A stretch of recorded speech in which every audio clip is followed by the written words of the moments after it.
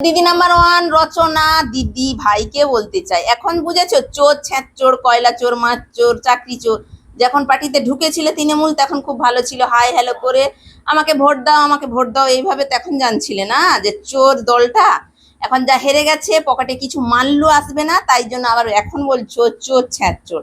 কেন আবার বিজেপিতে যোগ দিতে চাও? মনে হয় মুখ্যমন্ত্রীর কাছে এটাই আবেদন, ওই সব লোকদেরকে একদম পার্টিতে পাত্তা দেবে না, তাহলে চোর আর সাধুর মধ্যে কোনো পার্থক্য থাকবে না। ঠিক আছে, আমি তখনই বুঝেছিলাম যখন তুমি তৃণমূলে ঢুকেছিলে। রচনা দিদি ভাই তোমাকে একজন হাতে হ্যান্ডশেক করবে বলে অনেক কাকতি মিনতি করছিল, তো সেই ভিডিওটা আমি স্ক্রিনের মধ্যে আনতে পারছি না, কারণ ভিডিওটা আমি দেখতে পাচ্ছি না। তো সে হাত মিলাবে বলে, মানে সেলিব্রিটি মানে কি, একটু হাত মিলিয়ে নিলে যেন কপাল খুলে যাবে, হাত দিল না, স্যানিটাইজার দিয়ে হাত ভালো করে ওয়াশ করছে। তখনই বুঝেছি ওরা নাকি নেতা মন্ত্রী হবে, শুধু টাকার লোভে ঢুকেছে পার্টিতে, এটাই